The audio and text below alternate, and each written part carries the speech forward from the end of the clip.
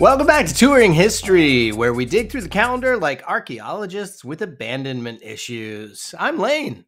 And I'm Dave, and I've been abandoned before, so I'm used to it. And before we dive into today's historical buffet of chaos, let's talk about today's sponsor, eh? Death Wish Coffee? Wow! Explosive. Now, I know what you're thinking. Oh, great, another coffee company trying to convince me their beans will change my life. Well, it's true. Yeah, here's the thing, Dave. Death Wish Coffee actually might. This isn't your grandma's Maxwell House, Dave. No. We're talking about the world's strongest coffee made from a blend of organic, fair trade, certified arabica, and robusta beans. Yeah, you remember Cora from those Maxwell House ads? Oh, she was great. She was the Wicked Witch of the West, by the way. Founded by Mike Brown in Saratoga Springs, New York, the home of Skidmore College, back in 2012, because his coffee shop customers kept asking, "Well, the strongest cup of coffee you got, Mike?" And Mike thought, you know what? Let me create something that'll blow their heads off. That could wake the dead. And they did. They won a Super Bowl commercial spot by beating out companies with 5 times their fan base. Plus, NASA sent this stuff to the International Space Station. I mean, if it's good enough for astronauts floating in the void of space, it's probably good enough for us floating in the void of existence. Check them out at deathwishcoffee.com. Wow, you think they fueled the space shuttle with that stuff? I don't know. I know. So first up, we've got birthdays, famous birthdays, because nothing says historical significance like arbitrarily celebrating the day people emerged from their mother's wombs. Ooh, born on June 3rd, 1986, we have Rafael Nadal, the Spanish tennis player who won the he won the French Open so many times, they should just rename it Rafa's annual clay court victory lap. 14 times, Lane. Wowza. Wow. That's like me winning at procrastination, except his version requires actual athletic ability. More wrong sport. Also born today in 1967, Anderson Cooper, CNN's silver-haired beacon of journalistic integrity. Cooper's basically what happens when you combine good genes, excellent education, and the ability to maintain composure while the world burns around you. Must be nice. Well, not only silver-haired, but silver-tongued. 1950 brought us Susie Quattro. A Susie 4? The leather-clad rock bassist who proved that you could be both fierce and tiny. She's like a musical honey badger. Small, but absolutely not to be messed with. That's right. And 1925 gave us Tony Curtis, the actor who proved that being devastatingly handsome could actually be a legitimate career path. Revolutionary concept. Well, not for you, Lane. Now, thanks, Dave. Now let's travel back to June 3rd, 1621, when the Dutch West India Company received its charter, because nothing says spreading civilization quite like incorporating your colonial exploitation. Oh, yeah, they like to forget that part. But the Dutch West India Company was basically the Amazon Prime of the 17th century, except instead of delivering packages in 2 days, they delivered colonialism and the triangular slave trade. Hey, how about that? Dutch masters. Yeah. They were given a monopoly on Dutch trade in the Americas and West Africa for 24 years. Count them. Woo. The company would go on to establish New Amsterdam, which we now call New York. Or Nueva York. And brought us the famous purchase of Manhattan for what's described as $24 worth of goods. In today's market, that wouldn't even cover a decent sandwich in that same Manhattan. That's right. Trinkets, they'll take you far. Anyway, speaking of American institutions, June 3rd, 1988. Oops. I went ahead 100 years. 1888 saw the publication of Casey at the Bat in the San Francisco Examiner.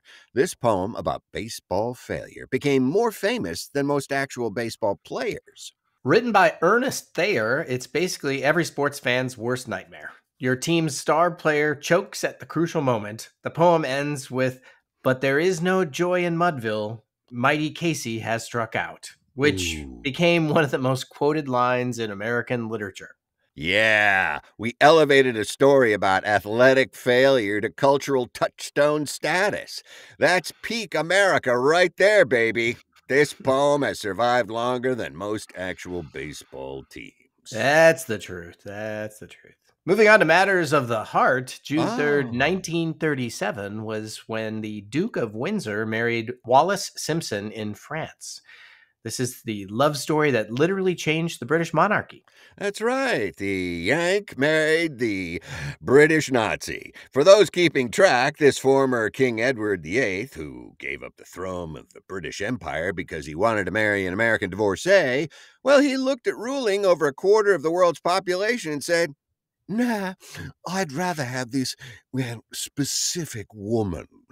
That's right. The establishment called it a constitutional crisis. Edward called it love. They lived in exile in France, spending decades attending dinner parties with people who had to pretend they weren't incredibly awkward about the whole gave up an empire for love thing. That's right. And don't ask me to pass the salt. I just don't do that. From matters of the heart to matters of the void, June 3rd, 1965 marked Ed White's first American spacewalk. Hello up there. The Soviets had done the first spacewalk months earlier. So this was basically America saying, hold our tang, dudes. White spent 23 minutes floating around outside Gemini 4 and was so reluctant to come back inside that Mission Control had to order him back. He reportedly said, "This is the saddest moment of my life," which honestly describes how I feel about most Mondays. Oh, it is Monday, Lane. He It was is Monday. connected to the spacecraft by a 25-foot tether. At least it wasn't a 25-foot feather, which Yeah. seems like the kind of safety measure you'd want to triple check, eh? It's remarkable how much of early space exploration was just extremely dangerous trial and error. Mm. What's this thingy do? I want to go to space, Dave. Let's go to Well, space. I'm already there, Lane, so you Oh. can come visit me anytime. So now we shift to one of history's darker chapters. Ooh. June 3rd and 4th, 1989, saw the violent suppression of pro democracy protests in Beijing's Tiananmen Square. Hmm. Student led demonstrations came to a brutal end when the Chinese military opened fire. Yeah, you just don't want to go up against a big old tank. The protests had evolved into calls for democratic reform, press freedom, and government accountability. Sounds some vaguely familiar. The iconic image of a lone protester standing in front of tanks became one of the most powerful photographs of the 20th century. What's particularly tragic is how this moment represented such promise for democratic change in China, only to be crushed. It's Ooh, a reminder of how fragile the movement toward freedom can be and how quickly hope can turn to tragedy. I had a thought on this. I yeah. think we have some military parades coming up, don't we? Oh, that's right. June 14th, the birthday of El Presidente. I think there's going to be a lot of ruined roads in Washington with those heavy I'm machinery. I'm curious what would happen if an American decided to stand in front of one of our own vehicles. How would we Oh, behave on a world stage? wow. Not that I'm Wow. encouraging that of anybody, but I'm just No, asking the question. I'm that's just asking right. questions here. That's right. Some guy with shopping bags saying, that's my parking space. Get out of the way. Time for our ad break, Lane. And we're back with Death Wish Coffee. Because if you're going to contemplate the existential dread of human history, well, you might as well be fully caffeinated while doing it, right? Power up, dudes. That's right. Here's what I love about Death Wish Coffee. They don't pretend to be anything other than what they are. Their website literally says, "This is a pound of power, basic brews not invited." It's Ooh, coffee with confidence, Dave. that's bold. They use a blend of arabica and robusta beans. Arabica for flavor and robusta for that. Did I just get struck by lightning or did I drink Death Wish coffee? Ah, it's organic, fair trade certified, and roasted to what they call deep but never bitter perfection. If only my old girlfriends had that. Customer reviews are basically love letters. One person said, "Death Wish coffee is the greatest coffee on earth. It's smoother than you can possibly imagine." Plus, they have a subscription service where you can save 30% off your first shipment. How about that? So, head to deathwishcoffee.com and use the power of the world's strongest coffee to fuel whatever questionable decisions you're planning today. Power up, dudes! And we're back We're to back! June 3rd, 2016, which marked the end of an era when Muhammad Ali died at the age of 74. Ooh, Ali wasn't just a boxer, he was a cultural force who transcended sports in ways that few athletes ever have. That's right. When the Vietnam War came calling, he just refused induction, saying, I ain't got no quarrel with them Viet Cong. That was pretty good, huh? This cost him 3 years of his prime boxing career and his heavyweight title. But listen, he stood by his principles. You got to honor Yeah, that. it's a good Muhammad Ali impression, Dave. I think a lot of Thank you. people could be asking for that one. That was his older version, but go ahead. What made Ali remarkable was his ability to be simultaneously the most confident and most principled person in any room. He'd tell you that he was the greatest while also sacrificing his career for his beliefs. Yes. Now, June 3rd, 1991 brought a stark reminder of nature's power when Mount Unzen in Japan erupted, killing 43 people, including Maurice and Katja Kraft, famous French volcanologists who got impossibly close to active volcanoes. Yeah, the victims were killed by pyroclastic flows, basically Ooh. avalanches of superheated gas, ash, and rock that Ah. move at highway speeds. The crafts chose knowledge over safety, and while their deaths were tragic, their work helped save countless lives. Ooh. Wow. That's an avalanche That's you have not no hope of. not how I Again, want to go, Dave. Please no. put that Well, down. it's hot in Not here. non-pyroclastic flow. Please, Exit, no, please. no, no. Take that away. On a more I mean, optimistic hey, listen, we're all gonna yeah, die. We're that's all gonna die. true. Thank you, Senator. On a more optimistic note, June 3rd, 2006 saw Montenegro declare independence from Serbia. The independence referendum passed by just over 55%.